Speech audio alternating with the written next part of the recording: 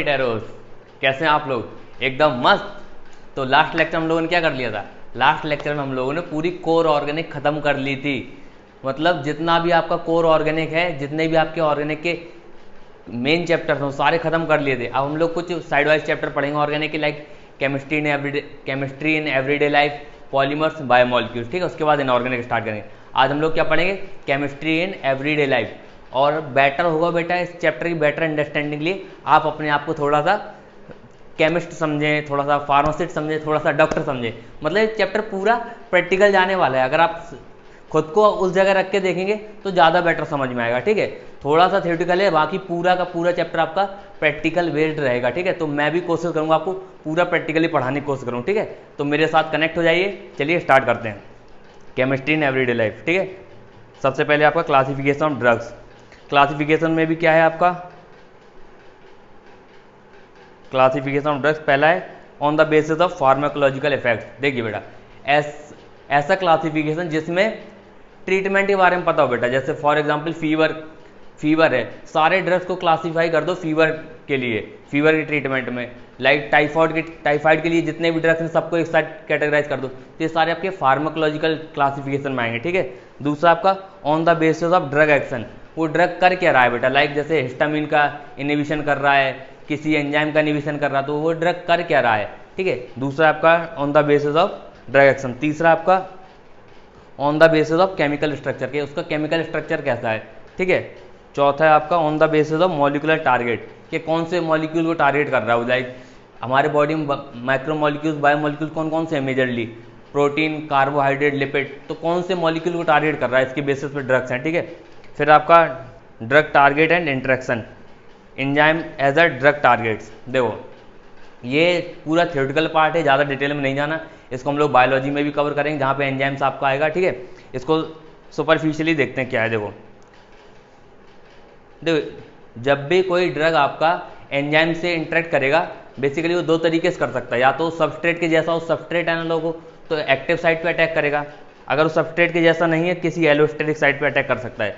अगर सबस्ट्रेट के जैसा है बेटा, तो क्या करेगा? कॉम्पिटिटिव इनहिबिशन करेगा एंजाइम का। सबस्ट्रेट की जगह जाके वो एक्टिव साइट पे बाइंड हो जाएगा, और सबस्ट्रेट को बाइंड नहीं होने देगा, तो कुछ ना कुछ हमारा फिजियोलॉजिकल इफेक्ट, थ्योरेपेटिक इफेक्ट देखने को मिलेगा हमें। दूसरा है आपका enzyme interaction with drug allosteric. Allosteric क्या होता है?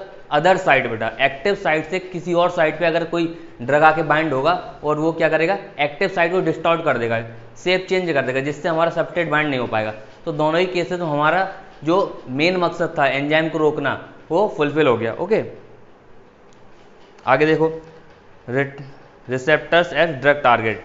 देखो कोई भी ड्रग है बेटा हमेशा रिसेप्टर्स के थ्रू वर्क करता है। ऐसा नहीं कि ड्रग दे दिया और वो जाके सीधा मेटाबोलाइज होने, नहीं, पहले वो अपने रिसेप्टर्स पे वर्क करता है। कि हर ड्रग का कोई ना कोई बॉडी में रिसेप्टर्स होता है, और हमारे बॉडी में बहुत टाइप के रिसेप्टर्स होते हैं। Adrenergic receptor, cholinergic, nicotinic, muscarinic, alpha 1, alpha 2, beta 1, beta 2, beta 3, alpha के भी आपके सब टाइप्स हैं। तो बहुत टाइप के रिसेप्टर्स हैं, और हर रिसेप्टर का अपना अपना लोकेशन है। कोई हार्ट में प्रेजेंट है, कोई ब्रोंक्यूल्स में प्रेजेंट है, कोई ब्लड वेसल्स में प्रेजेंट है। ओके, तो सबके, कोई किडनी में प्रेजेंट है, सबके अपने अपने अलग अलग रिसेप्टर हैं, और सब अपने अपने स्पेसिफिक जगह प्रेजेंट है। और ये सब हम लोग डिटेल में स्टडी करते हैं मेडिसिन में, कि कौन सा रिसेप्टर कहाँ प्रेजेंट है, कौन सा रिसेप्टर का स्ट्रक्चर क्या है, कौन से ड्रग से बाइंड करता है। तो ये सारा हमारा मेडिसिन का पार्ट है, डिटेल में पढ़ने वाला। ठीक है, यहाँ पे जितनी थ्योरी लिखी वो आपको पढ़ लेनी है। वो करता कैसे अटैक बेटा, ये रिसेप्टर वर्क कैसे करता है। जो ड्रग आता है बेटा आपका रिसेप्टर पे बाइंड करता है, और दो तरीके की बाइंडिंग साइट होती है। एक तो बेटा सरफेस पे सेल मेम्ब्रेन पे बाइंड रिसेप्टर होता है, दूसरा होता है आपका न्यूक्लिक रिसेप्टर। बेटा न्यूक्लियस के अंदर होंगे रिसेप्टर, डायरेक्ट जीनोम पे।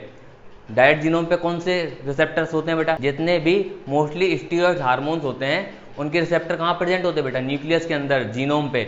और जितने अदर आपके हार्मोन्स हैं उनके रिसेप्टर कहाँ प्रेजेंट होते हैं? सेल मेम्ब्रेन पे। सेल मेम्ब्रेन पे जो रिसेप्टर प्रेजेंट होते हैं वो बेटा क्या करते हैं? सेकेंडरी मैसेंजर प्रोड्यूस करते हैं, लाइक IP3, कैल्शियम, और ये डिफरेंट रिएक्शंस एक्टिवेट करते हैं। जी प्रोटीन काइनेज को एक्टिवेट कर देते हैं, और अलग अलग प्रकार की, वो हमें डिटेल में नहीं जाना है। ठीक है, आगे बढ़ते हैं। नेक्स्ट हमारा therapeutic action of different classes of drugs. Therapeutic action क्या होता है बेटा? ट्रीटमेंट।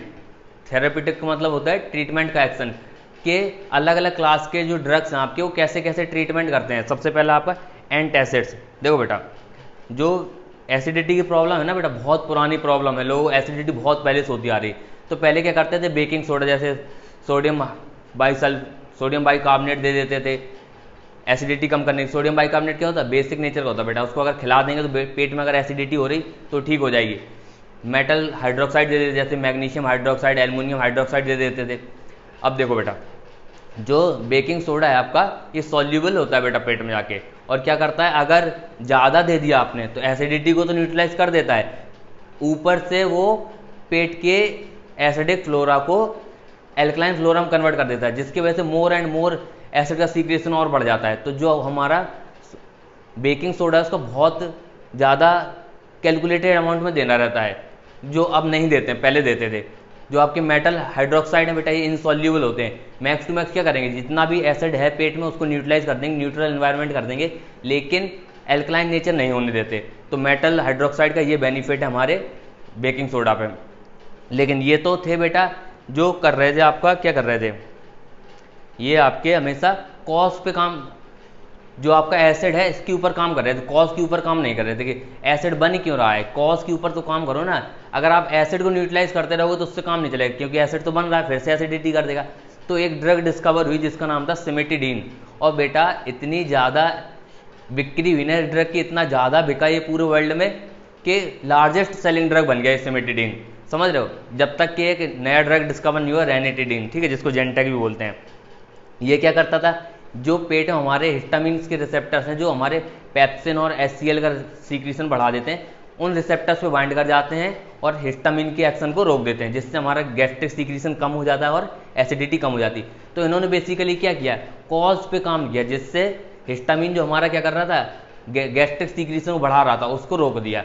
तो सिमेटिडीन ने हमारे कॉज पे काम किया, लेकिन जो हमारे मेटल हाइड्रोक्साइड थे और जो हमारे बेकिंग सोडा था, ये सिम्टोमेटिक ट्रीटमेंट थे बेटा, कि एसिडिटी हो रही तो खा लो ठीक हो जाएगा, लेकिन कॉज पे काम नहीं करता। जो हमारे सिमेटिडीन है बेटा, जिसको टैगमेट बोलते हैं, ठीक है, ये सिमेटिडीन है बेटा, और ये रेनिटिडीन जिनको जेंटेक बोलते हैं, ये हमारे दोनों क्या है, एंटासिड्स। एंटासिड्स में बस इतना तो याद रखना है बेटा हमें, सिमेटिडीन एंड रेनिटिडीन, इनके स्ट्रक्चर याद नहीं रखना है, ठीक है बेटा। नेक्स्ट है आपका anti histaminic drugs. Anti histaminic drugs क्या है बेटा, histamine is a potent vasodilator, ये बात आपको याद रखनी है। देखिए, it has various functions, it contract smooth muscles in the bronchi and gut and relaxes other muscles such as those in the walls of fine blood vessels. Histamine is also responsible for nasal congestion associated with common cold and allergic response. ये सारी theoretical बातें याद नहीं रखेंगे, यहाँ से हमारा basically drugs या उसके इफेक्ट से क्वेश्चन आ सकता है, इसके थियोरेटिकल चीज़ों से ज़्यादा क्वेश्चन नहीं आएगा। देखो, सिंथेटिक ड्रग्स सच एज ब्रोमफेनारामीन, जिसको डाइमेटेप बोलते हैं बेटा, टर्फेनाडीन, जिसको सेल्डेन बोलते हैं, आर एंटी हिस्टामिनिक्स, ठीक है। जो हमारे हिस्टामिन है बेटा, इसके अगेंस्ट जो काम करने वाले ड्रग्स हैं, सिंथेटिक ड्रग्स, उनको क्या बोलते हैं, ब्रोमफेनारामीन, टर्फेनाडीन, ठीक है। ये क्या करते हैं, नेचुरल एक्शन को इनिबिट कर देते हैं बेटा। देखो, they interfere with the natural action of histamine by competing with histamine for binding site of receptor where histamine exerted effect. मतलब ये हिस्टामिन के साथ कॉम्पीट करते हैं उसके रिसेप्टर पे बाइंड करने के लिए, तो हिस्टामिन के इफेक्ट को क्या कर देंगे, ये कम, इसलिए क्या है, एंटी हिस्टामिनिक। फिर एक क्वेश्चन आता है बेटा, जो पेट में हम लोग एंटासिड दे रहे थे, वहाँ भी तो हिस्टामिन था, तो यहाँ पे हमने एंटी हिस्टामिनिक ड्रग क्यों नहीं दिए, बताओ, वहाँ पे एंटासिड क्यों दिया। इसका रीजन ये है कि बेटा हर जगह अलग अलग रिसेप्टर्स प्रेजेंट होते हैं। एंटी हिस्टामिनिक ड्रग्स के जो रिसेप्टर वो गैस्ट्रिक म्यूकोसा में प्रेजेंट नहीं होते हैं, तो वहाँ हमें एंटासिड्स का यूज़ करना पड़ा। ओके, इनके कॉमन नेम भी याद रखना बेटा, डाइमेटेप, डाइमेटेन, और ये हमारा टर्फेनाडीन, साल्डेन, ठीक है। नेक्स्ट है हमारा neurologically active drugs. Neurologically active drugs में हमें दो पढ़ने हैं, ट्रैंक्विलाइजर्स एंड एनाल्जेसिक्स, ठीक है। ट्रैंक्विलाइजर्स क्या है बेटा आपके, tranquilizers are the class of chemical compound used for treatment of stress, mild और इवन सीवियर मेंटल डिसऑर्डर, ठीक है। स्ट्रेस को अगर ट्रीट करना है या मेंटल डिसऑर्डर ट्रीट करना है तो उसमें हम लोग ट्रैंक्विलाइजर्स का यूज़ करते हैं। अब थ्योरी पढ़ो बेटा यहाँ से, these relieve anxiety, stress, irritability, excitement by inducing the sense of wellbeing. ये वेलबींग का सेंस इंड्यूस करते हैं बेटा, जिससे हमारा स्ट्रेस हुआ, एंग्जाइटी हुआ, इरिटेबिलिटी हुआ, एक्साइटमेंट हुआ, ये ट्रीट किया जा सके। ओके, नेक्स्ट हमारा they form an essential component of sleeping pills. Sleeping pills में भी ट्रैंक्विलाइजर्स का यूज होता है, आगे मैं बताऊंगा, ठीक है। ये थ्योरी पूरी पढ़ लो जितना भी है। देखो ये अलग अलग मैकेनिज्म से वर्क करते हैं। एक एग्जांपल दिया एनसीईआरटी ने आपका, जैसे नॉर एड्रीनलिन है बेटा। नॉर एड्रीनलिन एक बहुत ही इंपॉर्टेंट न्यूरोट्रांसमीटर है हमारा सीएनएस में। ये क्या करता है, एक्साइटमेंट करता है बेटा हमारे ब्रेन सेल्स का।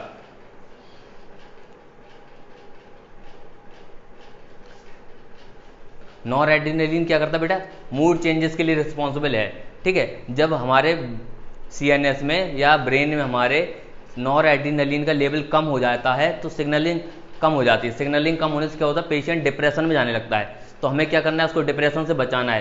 तो कौन से ड्रग्स देंगे, एंटी डिप्रेसेंट ड्रग्स देंगे उसको।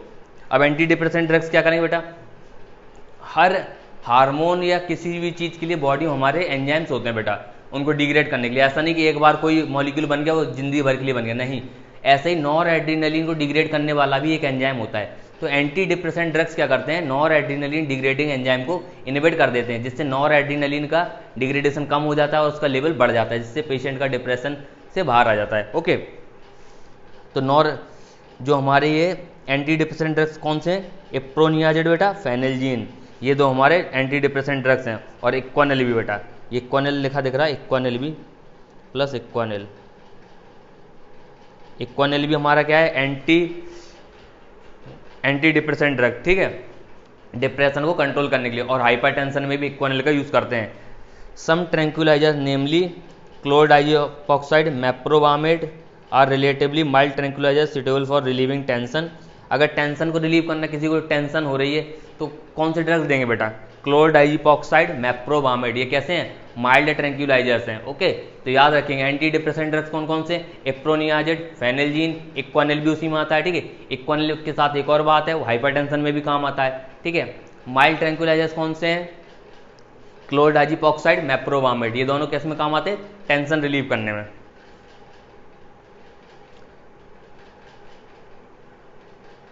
जो आपके देखो derivatives of barbituric acid like veronal, amytal, nembutal, luminal, seconal constitute an important class of tranquilizers. These derivatives are called as barbiturates and these derivatives are known as barbiturates and barbiturates are hypnotic agents, ठीक है, sleep producing agents. Okay, अब देखो अभी बताया था ना मैंने, sleeping pills की एक इंपॉर्टेंट क्लास को कॉन्स्टिट्यूट करता है ट्रैंक्विलाइजर।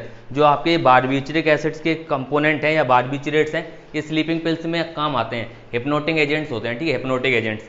अब देखो आपको लग रहा होगा सर इतने सारे नेम कैसे याद करेंगे, वीरोनल, अमाइटल, निम्बूटल, लूमिनल, सीकोनल।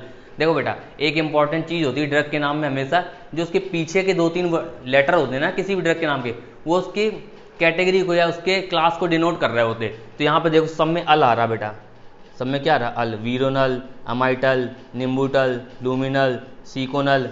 अब ऐसे एंटासिड्स में देख लो, सिमेटिडीन, रेनिटिडीन। अब एक और एग्जांपल देता हूँ, एंटी फंगल ड्रग्स आपने देखे होंगे कि कैसे कैसे आते हैं, लूलिकेनाजोल, इत्राकेनाजोल। और देखो बेटा उसके नाम बताता हूँ मैं कैसे कैसे आते हैं एंटी फंगल ड्रग्स,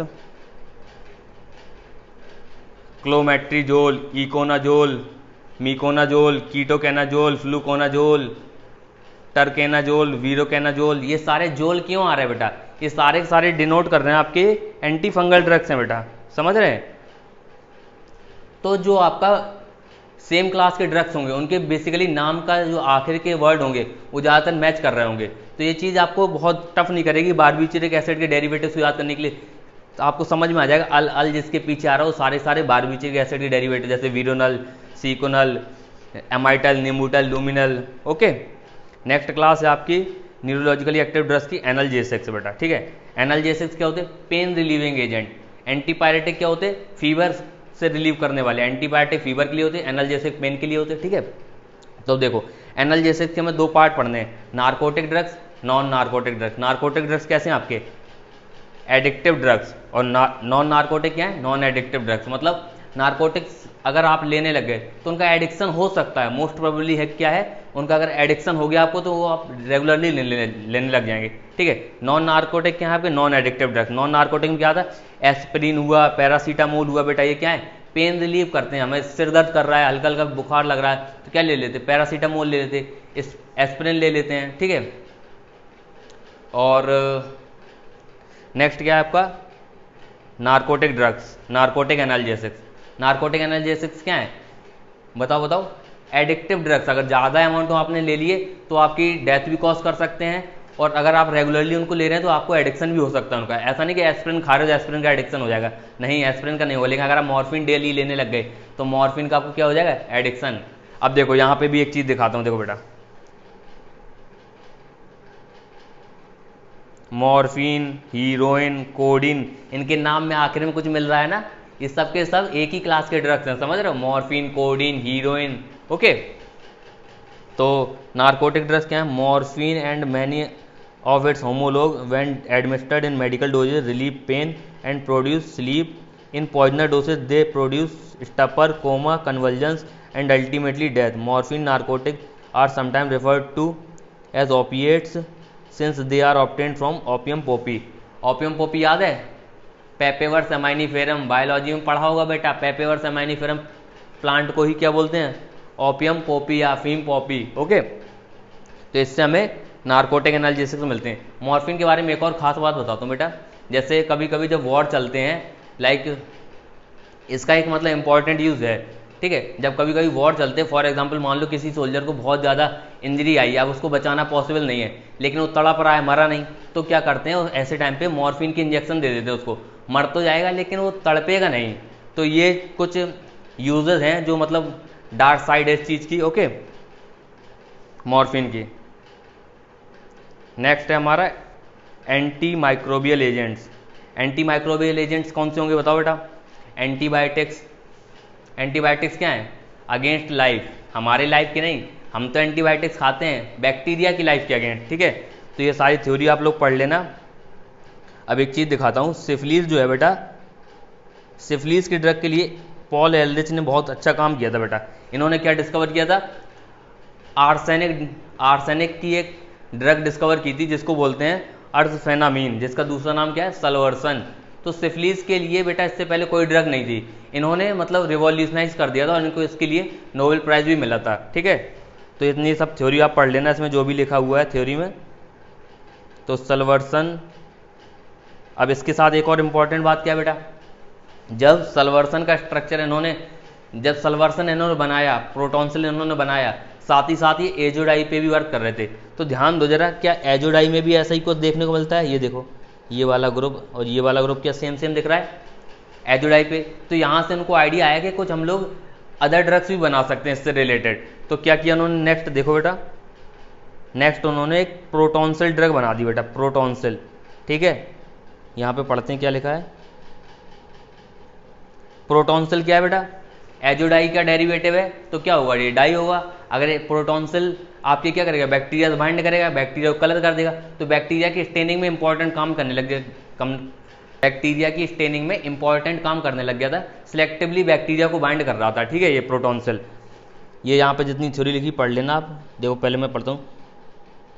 फिर क्या हुआ देखो बेटा, सून ये डिस्कवर हो गया कि जो आपका प्रोटॉन्सिल था ये बॉडी के अंदर किस में कन्वर्ट हो जाता था, सल्फानिल एमाइड में कन्वर्ट हो जाता था। सल्फानिल एमाइड में कन्वर्ट हो जाता तो बहुत ही जल्दी सल्फा ड्रग्स बहुत सारे बन गए, ठीक है। उनमें ही सबसे इंपॉर्टेंट कौन सा था, सल्फापायरिडीन, ओके। प्रोटॉन्सिल का कन्वर्जन किस में हुआ, सल्फानिल एमाइड में। सल्फानिल एमाइड से क्या हुए, बहुत सारे सल्फा ड्रग्स बन गए, और सल्फा ड्रग्स में सबसे इंपॉर्टेंट क्या था, सल्फापायरिडीन, ठीक है। इतना याद रखना, मैं यहाँ पे जितनी सब बकवास लिखी है इसके बारे में बस, ठीक है। अब आ जाओ आगे, ये सब पढ़ लेना बेटा, पेनिसिलिन, फंगस वगैरह और अलेक्जेंडर फ्लेमिंग का पूरा डिस्कवरी, ये सब तो छोटी छोटी बातें हैं, ये याद रखना। मैं बैक्टीरिसाइडल ड्रग्स बेटा, बैक्टीरिसाइडल और बैक्टीरियोस्टेटिक ये कैसे रहेंगे, देखो बेटा, पोहा आपने खाया होगा ना, पोहा, POA, तो हम तो पोहा खाते हैं, हमें कुछ नहीं होता। ऐसे हम लोग एंटीबायोटिक भी तो खाते हैं, हमें कुछ नहीं होता, लेकिन बैक्टीरिया मर जाता ना, तो पोहा खा के बैक्टीरिया मर गया, ये ट्रिक याद रखना। पोहा खा के बैक्टीरिया मर गया, मतलब पोहा जो है आपका बैक्टीरियोसाइडल है, ठीक है, बैक्टीरिसाइडल है। पोहा, पेनिसिलिन, अमाइनोग्लाइकोसाइड्स एंड ऑफ्लाजैक्सन, ये आपके बैक्टीरिसाइडल हैं, ठीक है। और मैंने बताया था कभी भी दो चीज़ें आए तो हमेशा एक को याद कर लिया करो, दूसरा अपने आप अंडरस्टूड हो जाता है। तो बैक्टीरियासाइडल याद कर लिया आपने, बैक्टीरियोस्टेटिक कैसे याद होंगे, ETC जो है आपके कैसे हैं, बैक्टीरियोस्टेटिक, बैक्टीरिया की ग्रोथ को रोकते हैं, बढ़ने नहीं देते हैं। तो बैक्टीरियासाइडल अलग है, बैक्टीरियोस्टेटिक अलग है, ठीक है। याद रखेंगे, सिर्फ हमें ये वाला याद रखना, पोहा खा के बैक्टीरिया मर गया, ठीक है। देखो बेटा, जो एंटीबायोटिक्स होती हैं आपकी 3 प्रकार की होती हैं, broad spectrum antibiotics, narrow spectrum antibiotics and limited spectrum antibiotics. Broad spectrum antibiotics क्या करती, इसके सामने जो भी बैक्टीरिया आएगा सबको मारती चली जाइए, ठीक है। नैरो स्पेक्ट्रम क्या करती, किसी स्पेसिफिक क्लास के बैक्टीरिया को मारेगी। लाइक अगर ग्राम पॉजिटिव बैक्टीरिया के लिए दिया है आपने एंटीबायोटिक, तो ग्राम पॉजिटिव को सबको मार देगी। ग्राम नेगेटिव के लिए दिया है तो ग्राम नेगेटिव को मार देगी। और लिमिटेड स्पेक्ट्रम में क्या होता है, लिमिटेड स्पेक्ट्रम में आपको नाम से ही समझ में आ रहा होगा, किसी स्पेसिफिक बैक्टीरिया के अगेंस्ट एंटीबायोटिक दी जाती है। कि स्ट्रेप्टोकोकस अगर मान लो बॉडी के अंदर है तो स्ट्रेप्टोकोकस के अगेंस्ट दे दिया एंटीबायोटिक, तो जहां भी स्ट्रेप्टोकोकस मिलेगा उसको, वो स्ट्रेप्टोकोकस को मार देगी। तो लिमिटेड स्पेक्ट्रम में क्या आता है, सिर्फ स्पेसिफिक क्लास को मारता है वो, ठीक है। अब देखो यहाँ रीड करते हैं, रेंज ऑफ बैक्टीरिया और other microorganism that are affected by a certain antibiotic is expressed as is spectrum of action. Antibiotics which kill or inhibit a wide range of gram positive and gram negative bacteria are said to be broad spectrum antibiotics. Those effective mainly against gram positive or gram negative bacteria are narrow spectrum antibiotics. If effective against a single organism or a disease, they are referred to as limited spectrum antibiotics, ठीक है। Penicillin G has a narrow spectrum, ampicillin and amoxicillin are synthetic modifications of penicillin. देखो penicillin G जो है आपकी narrow spectrum antibiotic है, ठीक है। और साथ ही साथ जो आपकी एम्पीसिलिन है, एमॉक्सिसिलिन, ये सिंथेटिक ड्रग्स हैं जो कि हमारे पेनिसिलिन से ड्राइव हुए हैं। ये कैसे, ब्रॉड स्पेक्ट्रम एंटीबायोटिक्स, ठीक है। They have broad spectrum. एक चीज़ और बेटा, जब भी हम लोग किसी पेशेंट को पेनिसिलिन देते हैं तो उसकी पहले पेनिसिलिन के अगेंस्ट सेंसिटिविटी चेक करते हैं। ऐसा पाया गया है कि कई लोग पेनिसिलिन के अगेंस्ट एलर्जी डेवलप कर लेते हैं, तो हम पहले छोटा सा डोज पेनिसिलिन का लगाते हैं और देखते हैं कि कहीं उसमें एलर्जी तो नहीं है पेनिसिलिन के अगेंस्ट। ऐसा ना हो कि हम पेनिसिलिन का इंजेक्शन उसको दे दें और एलर्जी डेवलप कर ले। तो हमेशा पेनिसिलिन का पहले टेस्ट करते हैं कि वो एलर्जिक है कि नहीं है, ठीक है। नेक्स्ट है आपका chloramphenicol is isolated 1947। It is a broad spectrum antibiotic. 1947 क्या मिला था बेटा, इंडिपेंडेंस, ठीक है। इससे याद कर लेना, ओके। 1947 क्लोरामफेनिकोल को आइसोलेट करा गया था। It is a broad spectrum antibiotic. अब देखो बेटा, बहुत सारी ब्रॉड स्पेक्ट्रम एंटीबायोटिक आ रही, नैरो स्पेक्ट्रम आ रही, सारी कैटेगराइज करेंगे और याद करेंगे।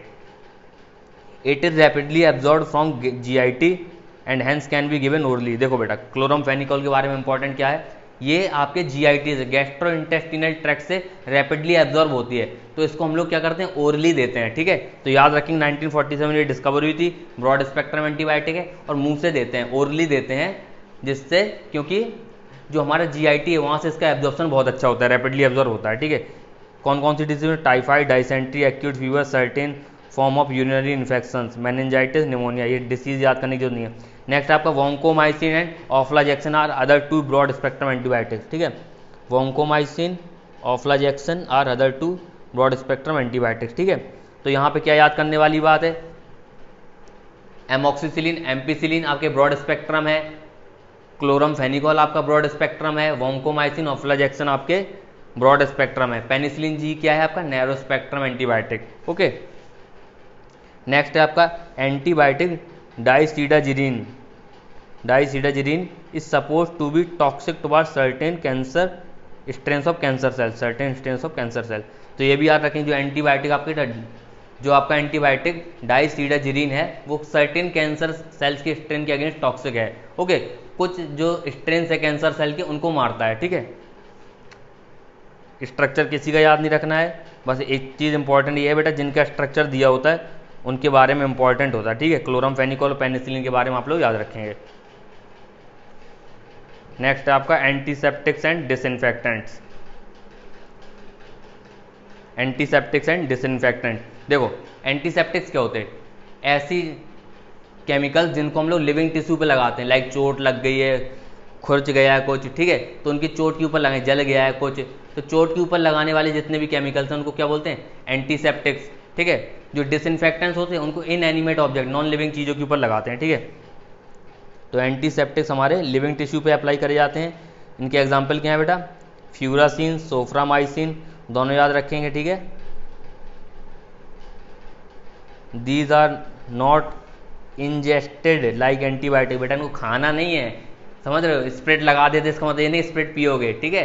तो हमें जो एंटीसेप्टिक है उनको खाते नहीं, उनको अप्लाई करते हैं superficially, okay. Commonly used antiseptic Dettol is a mixture of chloroxylenol and terpineol.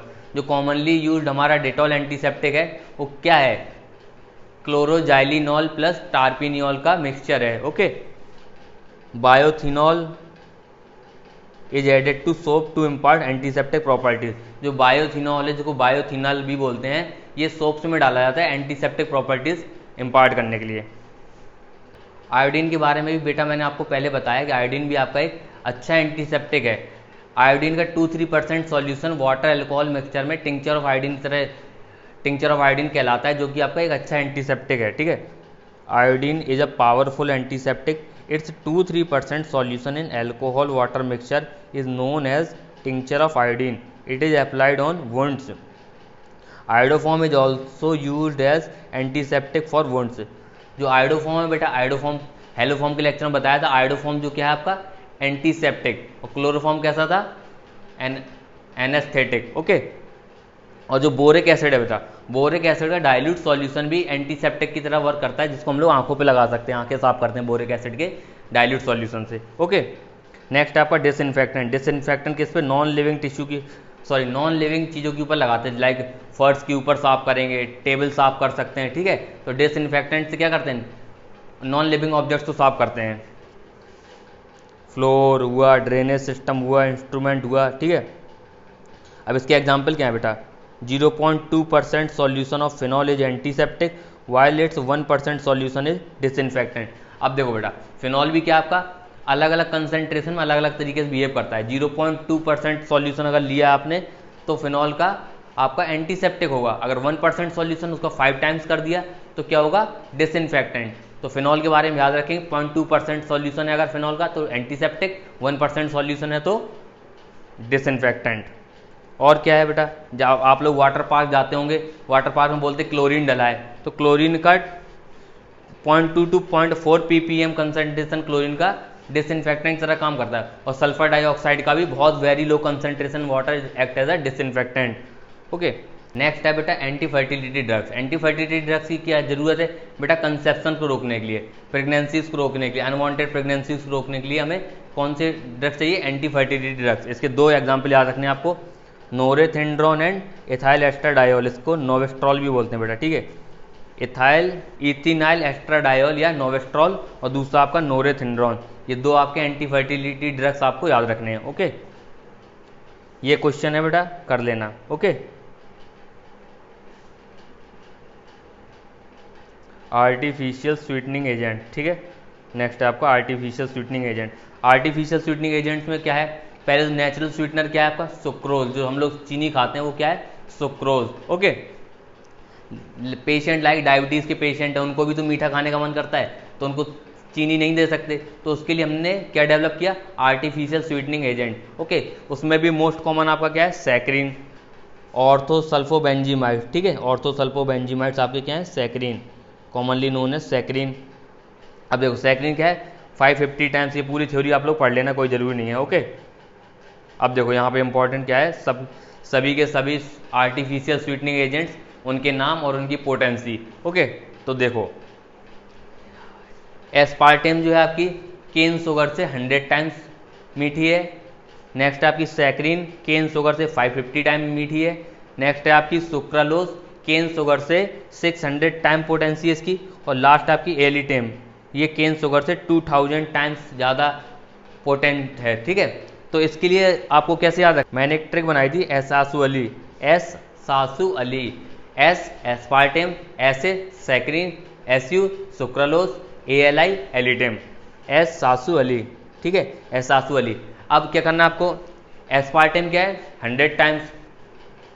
Next है आपका सैकरीन, सैकरीन कितना है 550 टाइम्स। नेक्स्ट है आपका सुक्रालोज, वो कितना है 600 टाइम्स। और लास्ट है आपका एलिटेम 2000 टाइम्स। तो ये याद रखेंगे, एसासु अली। ओके, अब इनके बारे में थोड़ा सा इंपॉर्टेंट चीज़ें कुछ लिखी हैं जो मैं ज़्यादा इंपॉर्टेंट बेटा। एस्पार्टेम कैसी है, कोल्ड ड्रिंक्स में यूज़ होती है, ठंडे खानों में यूज़ होती है, कुकिंग टेम्परेचर पे अनस्टेबल होती है। ओके, तो याद रखेंगे, use of aspartame is limited to cold foods and soft drinks because it is unstable at cooking temperature. ये बात बेटा अगर शुगर से क्वेश्चन आएगा तो पोटेंशिया यहाँ से आ सकता है। ठीक है, नेक्स्ट है आपका alitame is highly potency sugar, मतलब एलिटेम 2000 टाइम्स मीठी है बेटा, इसकी कंट्रोल नहीं कर सकते आप, कितना डालेंगे कितना मीठा हो जाएगा, तो कंट्रोलिंग इसकी बहुत ज़्यादा दिक्कत करती है। Sweetness of food is difficult while using it. ठीक है, कंट्रोल ऑफ स्वीटनेस। सुक्रालोज क्या है, sucralose is a trichloro derivative of sucrose, its appearance and taste are like sugar, it is stable at cooking temperature and it does not provide calories. Sucralose कैसी है, cooking temperature पे stable है। तो आपको एक दे सकता है क्वेश्चन, कैसे दे सकता है कि कौन सी शुगर है जो कुकिंग टेम्परेचर पे बेस्ट इफेक्ट शो करेगी, तो बताओ कौन सी करेगी, सुक्रालोज। एलिटेम क्या है, उसकी स्वीटनिंग को कंट्रोल नहीं करा जा सकता। जो आपकी एस्पार्टेम है वो कोल्ड बेवरेजेस के लिए यूज होती है, सुक्रालोज हमारी कुकिंग टेम्परेचर पे स्टेबल होती है। ओके, और उसकी पोटेंसी भी कम होती है, जिसको हम लोग आराम से कंट्रोल कर सकते हैं। नेक्स्ट है आपका फूड प्रिजर्वेटिव्स। फूड प्रिजर्वेटिव्स क्या है बेटा, फूड प्रिजर्वेटिव्स लाइक जैसे आप अचार रखते हैं, साल भर अचार रख लेते हैं हम लोग, उसको सड़ने से बचा लेते हैं। कैसे बचा लेते हैं बताओ जरा, उसके अंदर फूड प्रिजर्वेटिव डालते हैं, लाइक ऑयल डाल देते हैं, नमक डाल देते हैं, चीनी होती है, ये सब क्या है फूड प्रिजर्वेटिव। आपके sodium salt of benzoic acid, sodium benzoate. Food preservative prevent spoilage of food due to prohibiting microbial growth. The most commonly used preservatives include table salt, sugar, vegetable oil, sodium benzoate. Sodium benzoate is used in limited quantities and is metabolized in body.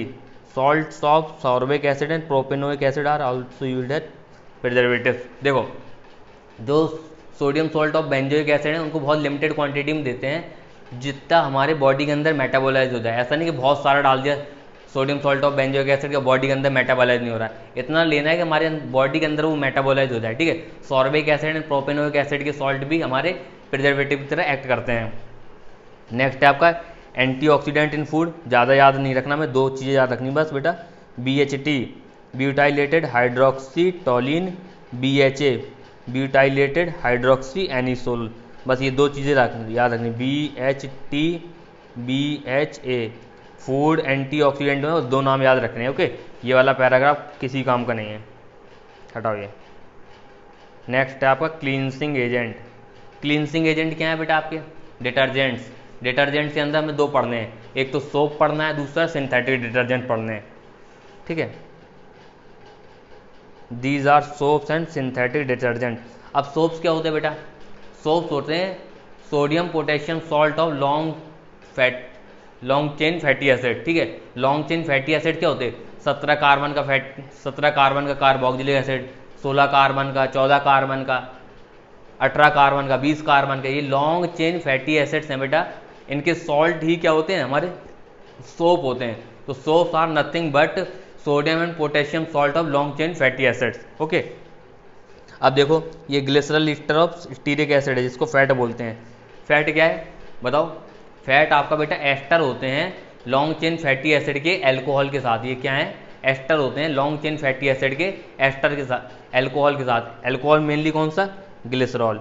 Okay, तो ये हमारा fat जब sodium hydroxide से react करता है तो sodium stearate बनाता है। तो ये सोडियम स्टीरेट क्या है, sodium salt of stearic acid, यानी sodium salt of long chain fatty acid. ये हमारा क्या है, सोप। ये हमारा क्या है, सोप। ठीक है, ये हमारा एल्कोहल निकल गया। अब देखो आगे,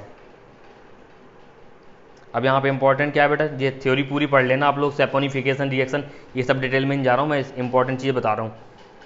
only sodium and potassium soaps are soluble in water and are used for cleansing purpose. देखो, कैल्शियम एंड मैग्नीशियम सॉल्ट मत ले लेना, सिर्फ सोडियम एंड पोटेशियम सॉल्ट ही आपके वाटर सॉल्यूबल होते हैं और इन्हीं का यूज़ हम लोग क्लींजिंग पर्पज यानी सफाई के लिए यूज़ करते हैं। उसमें भी जो पोटेशियम सॉल्ट होते हैं वो बेटा वो स्किन के लिए ज़्यादा सॉफ्ट होते हैं। तो जैसे बच्चों के लिए साबुन आते हैं जॉनसन्स बेबी सोप वगैरह, ये सब के सब पोटेशियम सॉल्ट से बनाए जाते हैं, ठीक है। Generally potassium soaps are soft to skin than sodium soaps. These can be prepared by using potassium hydroxide in place of sodium hydroxide। Potassium hydroxide ले लोगे तो पोटेशियम सॉल्ट बन जाएगा। तो प्यारा बच्चा, ठीक है, जॉनसन्स बेबी, ठीक है, जॉनसन्स की स्पेलिंग मुझे याद नहीं है।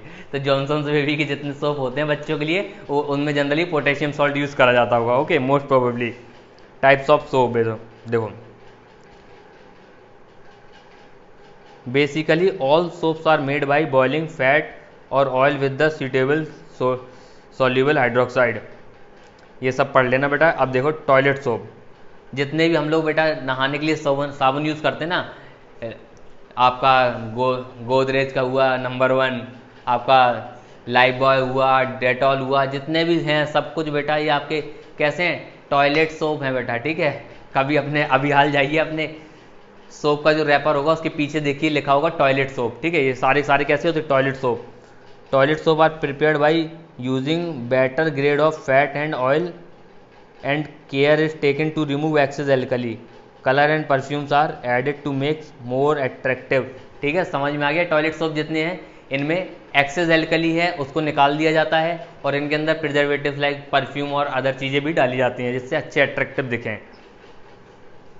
जो सोप तैरते हैं बेटा उनके लिए क्या किया जाता है, soap that float in water are made by beating tiny air bubbles.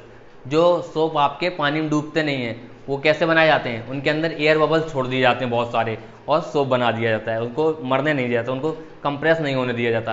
तो अंदर जब एयर बबल्स होंगे तो सोप डूबेगा क्या, नहीं डूबेगा, बोयंसी से डेफिनेटली नहीं डूबेगा।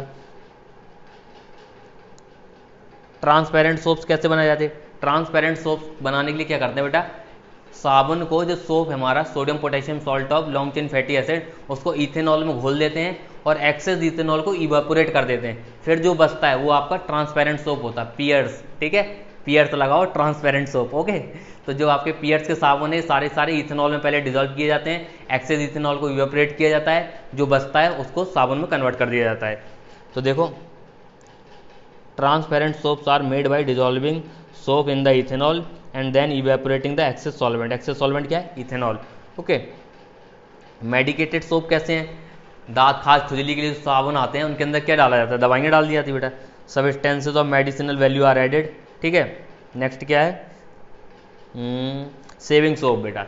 सेविंग सोप इंपॉर्टेंट है। अगर जैसे आप जिस साबुन से आप नहाते हैं उसको जरा आप दाढ़ी पर लगाइए तुरंत सूख जाएगा, लेकिन हमें दाढ़ी बनाते वक्त कैसे चाहिए, दाढ़ी थोड़ी, बियर्ड हमारी थोड़ी गीली होनी चाहिए। तो सेविंग सोप्स के लिए थोड़ा अलग चीज़ यूज किया जाता है। रोजन गम डाली जाती है बेटा, ज़्यादा फोमिंग करे इससे आपका। और क्या मिलाया जाता है बेटा, ग्लिसरॉल मिलाया जाता है। ग्लिसरॉल मिलाया जाता है जिससे वो जल्दी सूखे ना, ठीक है। तो ग्लिसरॉल, जो आपके सेविंग सोप होते हैं वो थोड़े डिफरेंट होते हैं, उनके अंदर ग्लिसरॉल होता है जिससे जल्दी सूखे ना वो। आपकी रोजन गम होती है सोडियम रोजिनेट, जो कि आपके फोमिंग अच्छी करती है, लेदर अच्छी करती है। ओके, तो क्या है आपका, shaving soap contain glycerol to prevent rapid drying. A gum called rosin is added while making them. It form sodium rosinate which lathers well, मतलब झाग अच्छा बनाती है, ठीक है। Laundry soap contain fillers like sodium rosinate, sodium silicate, borax, sodium carbonate. ये इतना काम का नहीं है ज़्यादा, सोडियम रोजिनेट। अब लॉन्ड्री सोप जो कपड़े धुलते हैं जिससे उसमें क्या अच्छा होना चाहिए बेटा, झाग अच्छी बनेगी तभी तो बोलेगा धोबी कि देखो कपड़े बहुत अच्छे साफ हो रहे हैं, साबुन बहुत अच्छा है। तो उसमें क्या करते हैं, सोडियम रोजिनेट मिलाते हैं, ठीक है। लॉन्ड्री साबुन में भी सोडियम रोजिनेट मिलाते हैं, जैसा बियर्ड सेविंग वाले में मिलाते हैं। ये पूरा पढ़ लेना, चिप्स वगैरह ज़्यादा कुछ इंपॉर्टेंट नहीं है बेटा, ठीक है। नेक्स्ट है आपका, why do soaps not work in hard water. Hard water में सोप वर्क क्यों नहीं करते, अब बताओ जरा। ये आपका थोड़ा इंपॉर्टेंट टॉपिक है, यहाँ से सवाल बन सकता है, ठीक है। ये आपका रोज़मर्रा का टॉपिक है, डेली लोग नदी किनारे साबुन से कपड़े धुलते हैं तो कपड़े नहीं साफ होते। नदी का पानी कैसा होता है, हार्ड वाटर होता है, ठीक है। तो हार्ड वाटर क्या है ऐसी खास बात जिससे हार्ड वाटर में कपड़े साफ नहीं होते नॉर्मल साबुन से, सोचो जरा। हार्ड वाटर में कैल्शियम मैग्नीशियम के क्लोराइड होते हैं बेटा। कैल्शियम मैग्नीशियम के क्लोराइड क्या करते हैं, सोडियम पोटेशियम को रिप्लेस कर देते हैं और खुद का सॉल्ट बना लेते हैं फैटी एसिड के साथ, ठीक है। तो जो कैल्शियम का सॉल्ट होगा फैटी एसिड के साथ वो प्रेसिपिटेट हो जाता है, ठीक है। अगर सोप ही प्रेसिपिटेट हो गया तो एक्शन कैसे करेगा, ठीक है। तो देखो क्या होता, ये हमारा नॉर्मल सोप है जिससे हम कपड़े धुल रहे थे, ठीक है, कपड़े धुल रहे थे, ठीक है, इससे हम कपड़े धुल रहे थे, ठीक है। हार्ड वाटर में CaCl2 मिल गया तो NaCl निकल गया बेटा, और ये हमारा इनसॉल्यूबल कैल्शियम स्टीरेट बन गया। ये भी क्या है, सोप है लेकिन इनसॉल्यूबल है। अब पानी में जो घुलेगा ही नहीं, वो कपड़े कैसे साफ करेगा, ठीक है। और ये कैसा होता है, चिपकी गमी होता है बेटा, चिपकता है, ठीक है, स्टिकी होता है, स्टिकी।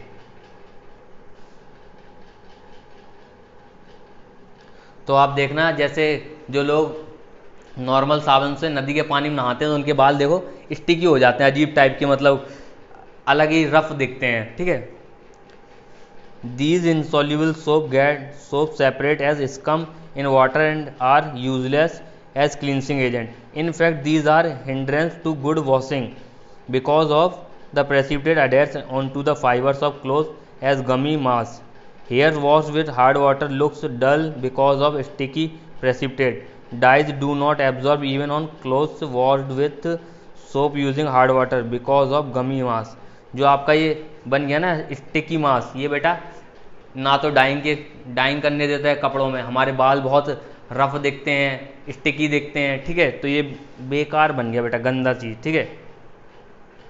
नेक्स्ट है आपका, सोप तो पढ़ लिया हमने, हार्ड वाटर में उसका एक्शन पढ़ लिया, हार्ड वाटर में कैसे एक्शन नहीं होता। नेक्स्ट है आपका सिंथेटिक ड्रग्स। सिंथेटिक ड्रग्स क्या है, सिंथेटिक ड्रग्स ऐसे केमिकल सब्सटेंस हैं जो सारे सोप के काम करते हैं लेकिन उनके अंदर सोप ही नहीं होता है, ठीक है। तो जान पढ़ो, synthetic drugs are cleansing agent which have all properties of soap but actually do not contain any soap.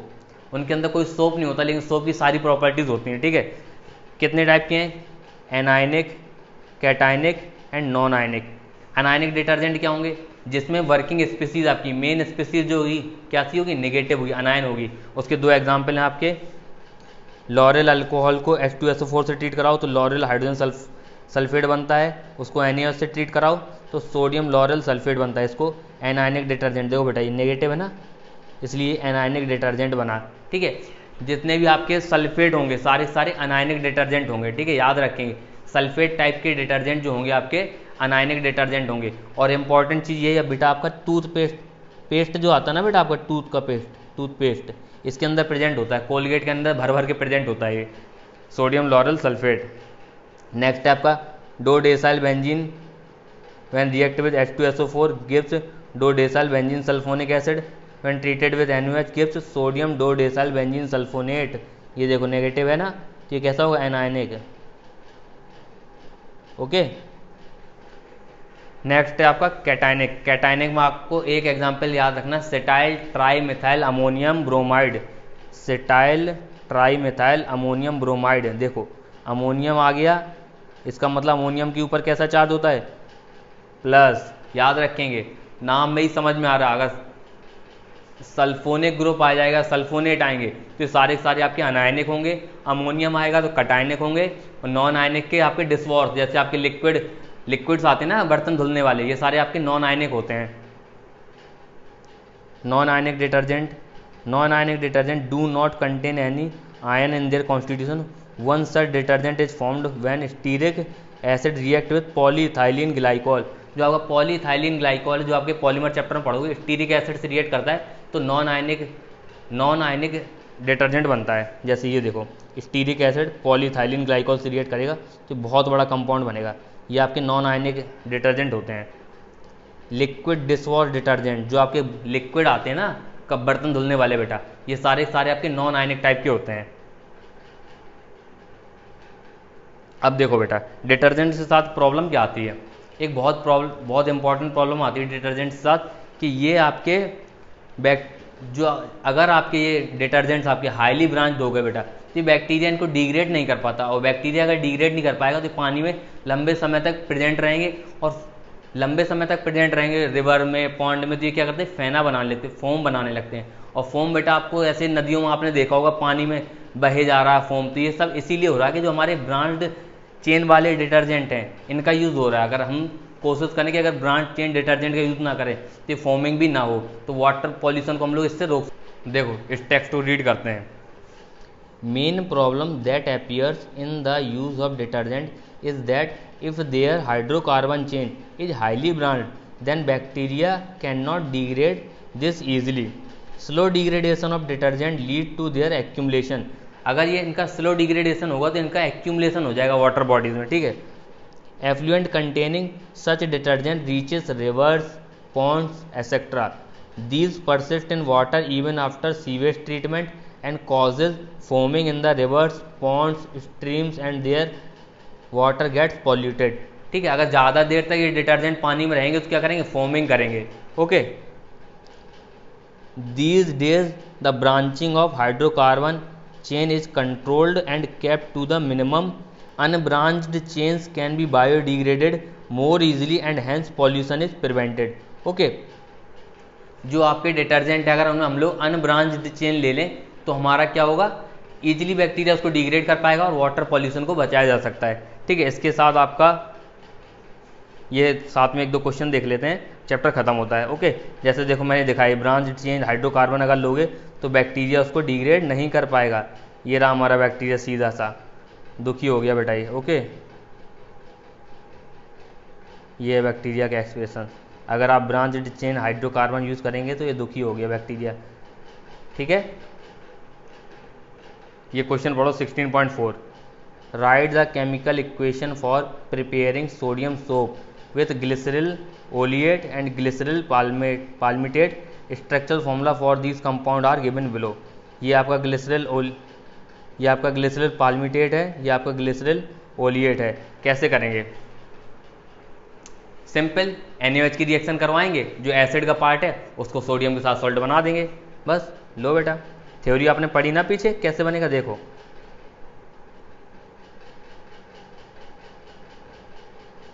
देखो क्या होगा, इसके साथ NaOH की रिएक्शन करवाएंगे बेटा।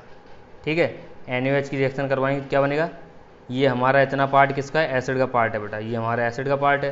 तो क्या बनेगा, C15H31 C double bond O minus Na+। ये हमारा बन गया सॉल्ट, किसका, पाल्मिटिक एसिड का। ओके, ये हमारा सोप है। ठीक है, सिमिलरली अगर इसकी देखें प्लस NaOH करवा दो बेटा, क्या बनेगा प्रोडक्ट में, C17H32 C double bond O minus Na+। ये भी क्या है, सोप। यही रिएक्शन आपसे पूछ रहा है। ओके, ये वाला नेक्स्ट वाला क्वेश्चन आप लोग कर लेना। इसके साथ आपका ये वाला चैप्टर बहुत अच्छे से खत्म हो गया। सारे चैप्टर में मज़ा आया ना बेटा। कुछ एग्जाम्पल दिए होंगे यहाँ पे, ये सॉल्यूशन को दिए हैं, देख लेना आप लोग। ठीक है, मज़ा आया इस चैप्टर में पूरा। सारे ड्रग्स पढ़ लिया आपने, एंटासिड्स पढ़ लिए, ट्रैंक्विलाइजर्स पढ़ लिए। और देखो बेटा, ये ड्रग्स याद करने में आपको कोई भी दिक्कत नहीं आएगी, समझ रहे हो। ये चीज़ तो कुछ नहीं बेटा, आपको मेडिकल में आके मेडिसिन पढ़नी है और आपको सेकेंड ईयर का सब्जेक्ट है फार्माकोलॉजी, उसमें एक बुक आती है KDT, वो पढ़नी है पूरी। ये ड्रग तो बेटा कुछ नहीं है, बहुत ईजिली हो जाएंगे। इनको आप जैसे मैंने पढ़ाया है इस लेक्चर को ही आप सही से पढ़िए। ज़्यादा से ज़्यादा लेक्चर 50 मिनट का होगा, मस्त। इसको पहले एक बार सही से देखिए, अपनी NCERT मार्क कर लीजिए। जब भी आपको ये चैप्टर रिवाइज करना है, इसको 2x पे 25 मिनट में पूरा रिवाइज कर लीजिए। ठीक है, पढ़ते रहिए। All the best.